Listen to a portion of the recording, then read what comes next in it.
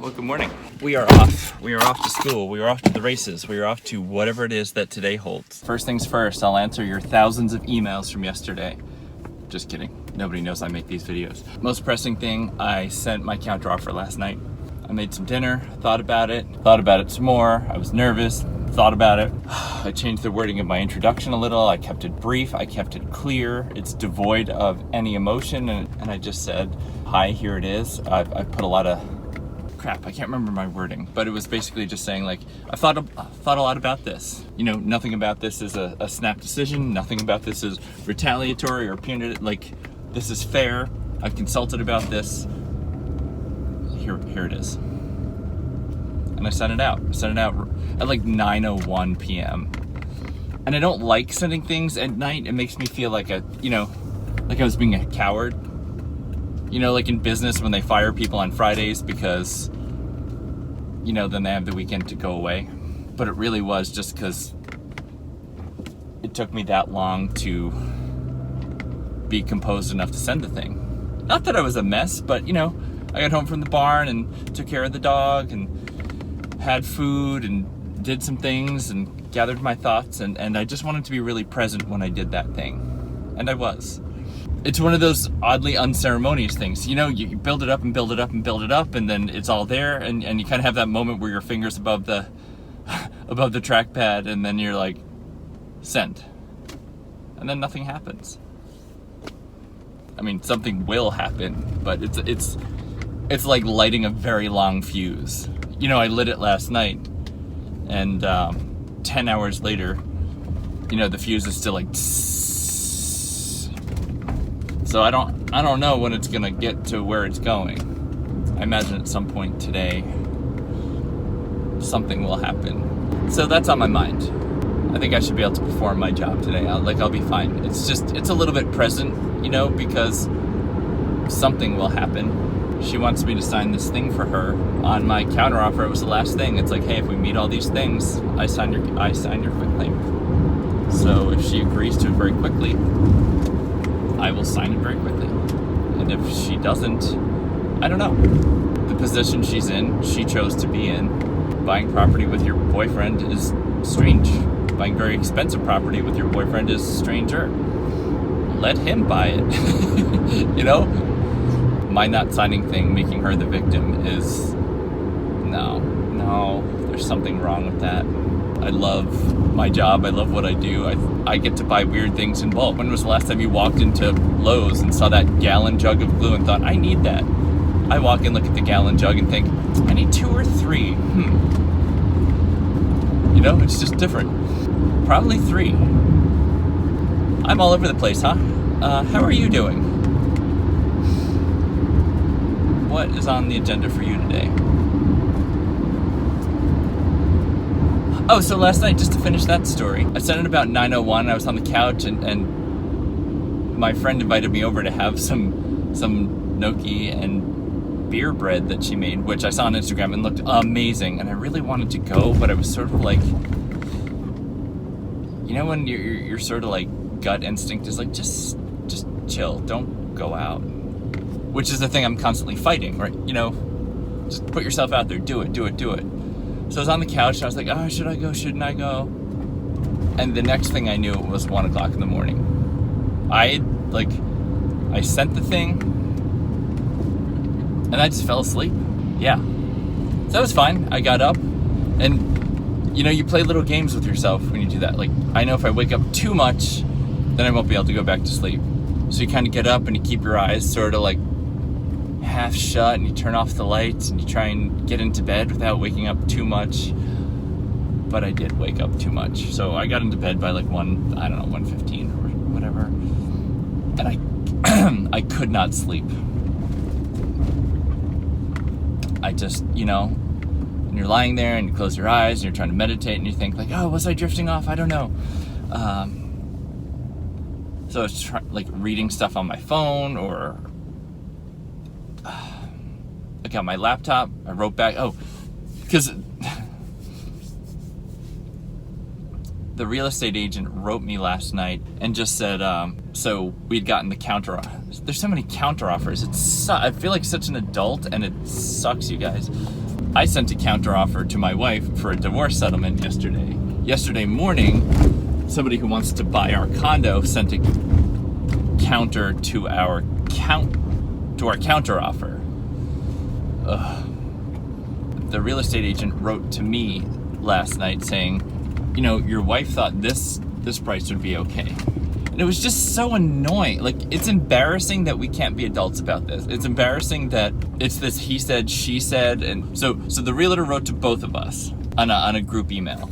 The adult thing would be to write back to everyone on the group so you can be like, hey, you guys, I'm thinking about this. You know, this isn't about our relationship. This is about selling the condo, which is something that's been super important to her and super pushing. But instead of writing to the group, she wrote back just to him, which just slows the process down. It's just counterproductive. So then he had to write to me and was like, hey, this is what she thinks. What do you think? And it was bothering me. So literally at like 2:30 in the morning last night, I wrote to him and I was like, you know, I'm really sorry. I'd like to apologize on both of our behalves because this is dumb. I answered his question and I just recognized the fact that it's dumb that she and I don't seem capable of even being on the same email thread. It's absurd.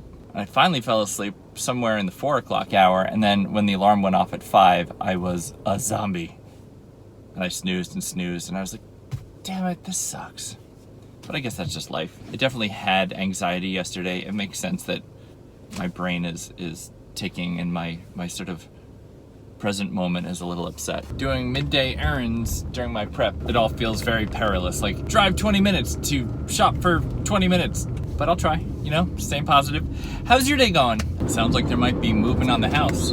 Text just came through that looks like it said something to the effect of, congratulations, the buyer is blah, blah, blah. I don't know, I can't read the whole thing.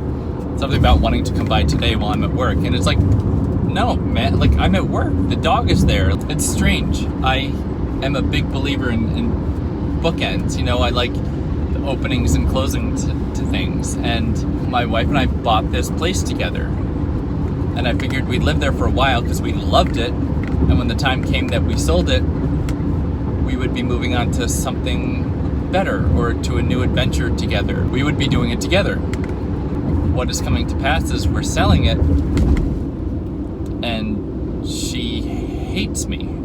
She broke up with me and she hates me. She ended our marriage and she's the victim. She's very good at that. And I guess that's why I feel mixed right now. Like, if and when the place sells, we went in together and we're coming out apart. No celebrating, no reminiscing, no looking back and being like, God, we had good times here. Remember the first time we saw it? Remember that Christmas? Remember that Thanksgiving? Because of the way she ended this relationship, all those memories are kind of tainted, kind of, you know, shadowed. I really resent her for that. When I ended the relationship with my ex to get with the woman who is now my wife, it wasn't pretty. It wasn't good. But I tried to do it as peacefully as possible, with as much respect and dignity as possible, working within the ground rules of that relationship and being considerate of what she needed. I really did try. Still wasn't pretty, it wasn't good, but there was a whole lot of time spent talking and processing and bargaining and trying to work it out, and I didn't just go. I'm not going to sit here and tell you I did it super well, because I probably didn't. You know, I fell passionately in love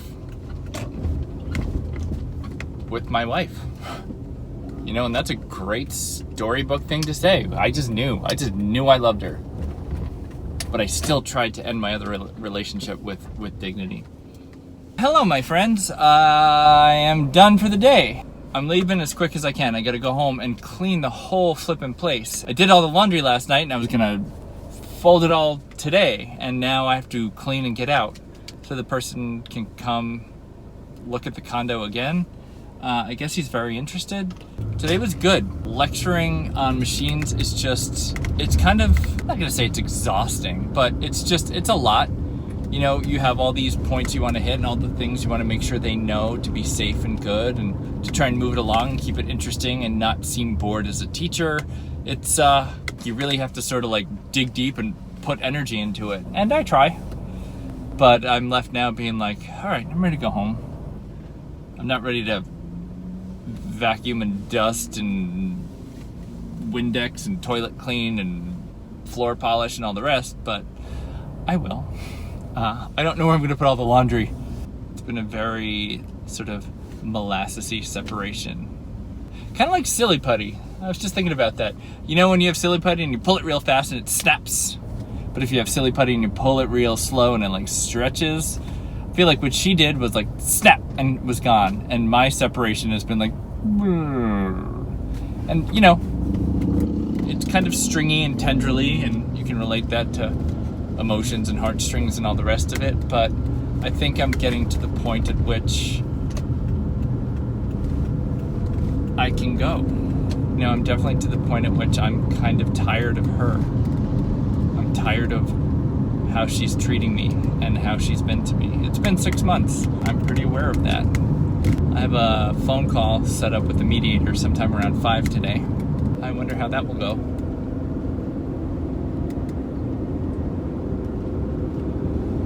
And what we're going to cover. I know my wife talked to her this morning for a little under a half hour. I don't know if this will be friendly or mediation or if we're going to attorneys or what. I lit the fuse, you know? I started the thing, so we're gonna just ride it. And now that I'm up from school, I'm just gonna try and stay up and positive and do this thing. And it will be a fight because I'm sure it will get ugly. I'm sure something I can't even anticipate right now will happen, and I'll be like, oh, damn it. Trying to be present and mindful and fair and even and not be terrible in this situation. I feel glad right now that I didn't go to therapy with her, you know, when she said she'd be willing to go for me. I think that would have just been painful.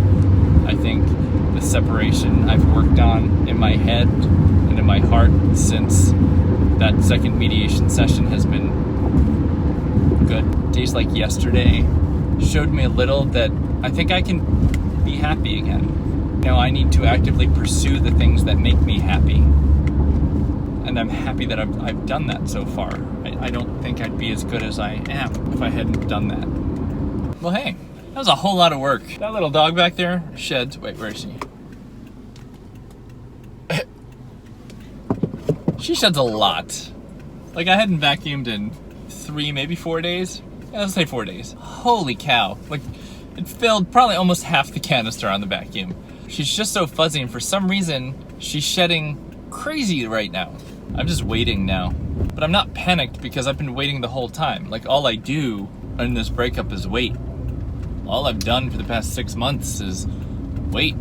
6-month anniversary of me waiting for what comes next. And yes, I'm stressed about money and stressed about the shape of the future and stressed about all kinds of things, but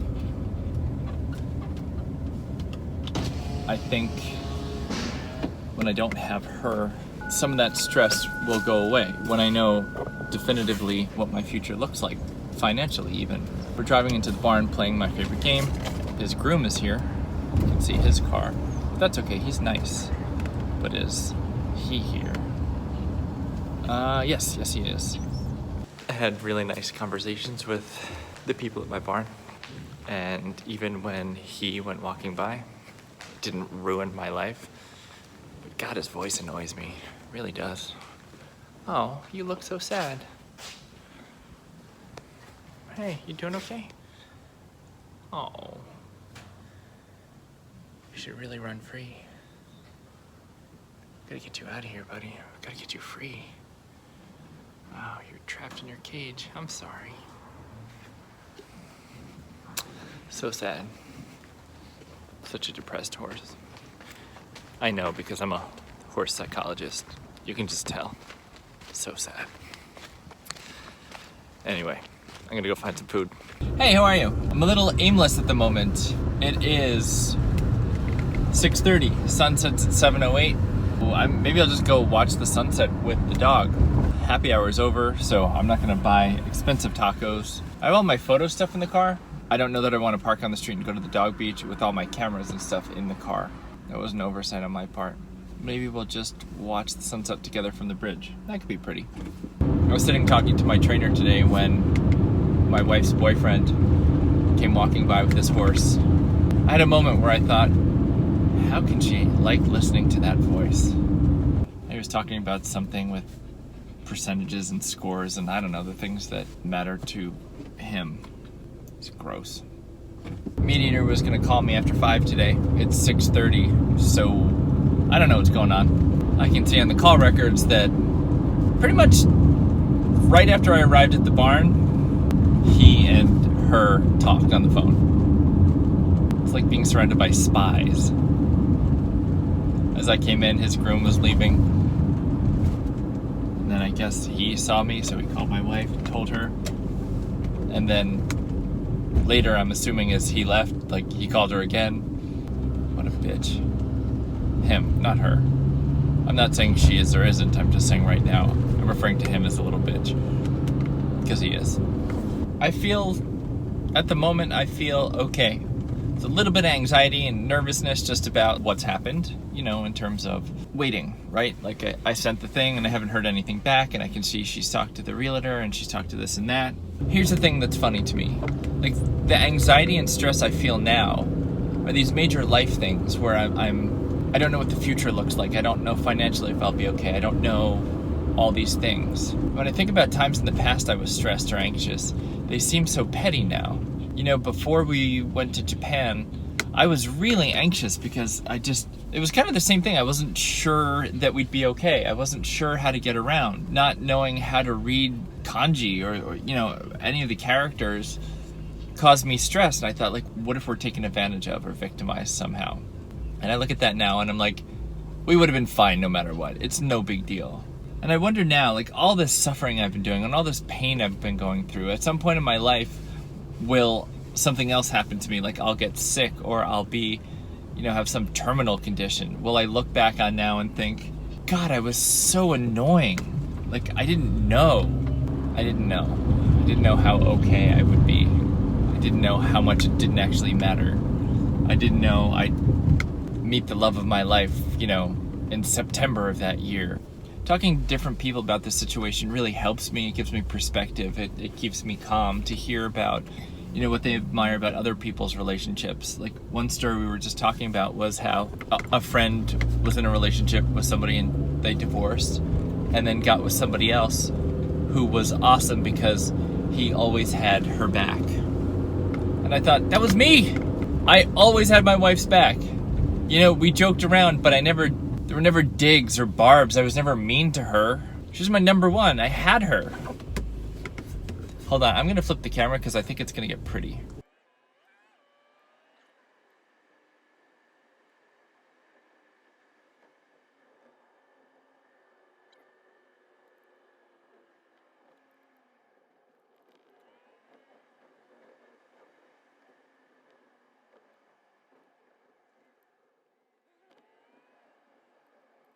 Well, I got out of the restaurant just in time to see the sunset, like through the trees. Mediator called, talked to her for, I don't even know, quite a while. And she worked really hard at, you know, being honest and transparent and disclosing everything. This is probably just for my own record anyway, but I called her this morning and was pissed. Asked her for legal references because doesn't have an attorney, which is really surprising to me because I can't believe she doesn't have an attorney. I guess she's talked to people but never, I don't know, had an attorney. It's freaking weird. And then we just went over a whole bunch of things, basically recognizing the fact that we are all pretty far apart in the mediation process right now in terms of what he wants and what I want. That doesn't bode so well. The mediator gave her a couple suggestions for attorneys, and her reasoning for giving her the attorney suggestions she did was they're people who are smart and good advocates and, you know, get things settled. The mediator is worried that will snap and lash out and be really angry, which is what fucking everybody worries about with her. Oh, if we upset, it's uncanny how it's the same conversation I've had over and over with people. She will lash out. She will be unkind. She will get vicious. Same freaking thing here. Same pattern. She's on a timeline. If she doesn't get this property that can be held against me going forward, still don't get that. I don't agree to sign something on the day it's presented to me.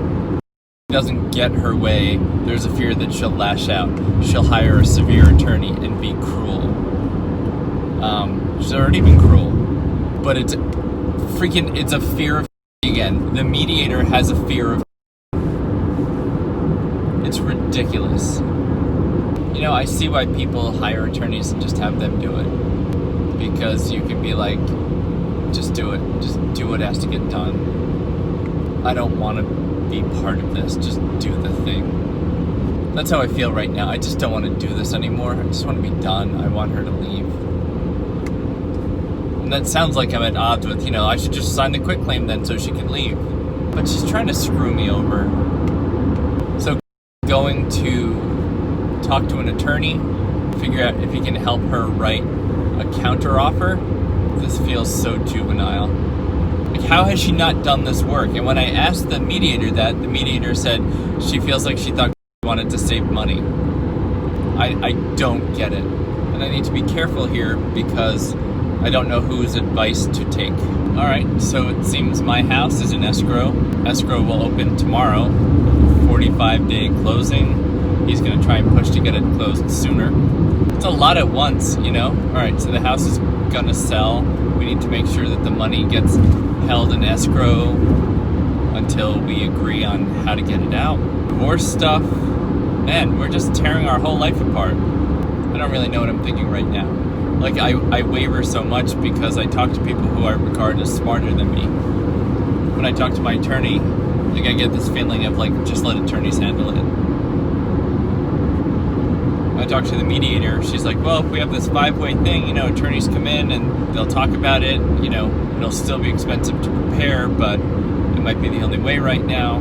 But I don't know if that's a waste of money or not. I had to dig up an attorney, I had to find an attorney on my own, be scrappy and find someone. It just has the mediator, she asked the mediator for attorney references. I don't know how I feel about that. I mean, the mediator's reasoning for getting her or giving her the names that she did were somebody who was comparable to Dan, which I don't agree with, somebody who was reasonable, and somebody who wouldn't be like an angry cutthroat attorney, somebody who might actually be able to talk to Dan and be reasonable. And I feel like it's the same thing again, people just helping me along because she's the victim. And everyone's talking to me about leverage, like, don't sign the quitclaim, it gives you leverage, you can make her do this and make her do that. And then the mediator's like, people do this, it'll look bad, like, you will look bad if you don't do this. And I'm like, I don't know what the hell to do.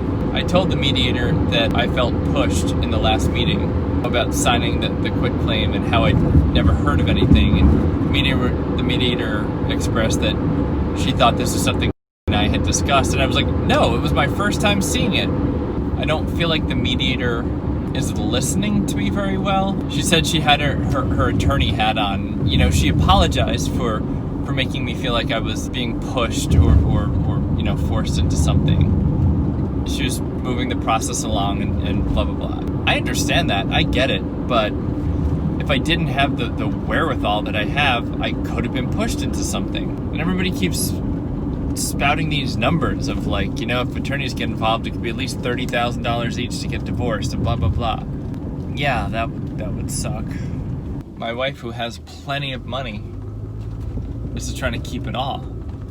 I tried to explain it to the mediator. I'm not trying to hurt her or cause her anxiety or whatever. I've loved her for 7 years. She's been my best friend. I don't see this 5-way mediation process going well. Her and her attorney that she got as a result of freaking mediator, and me and my attorney talking in a room.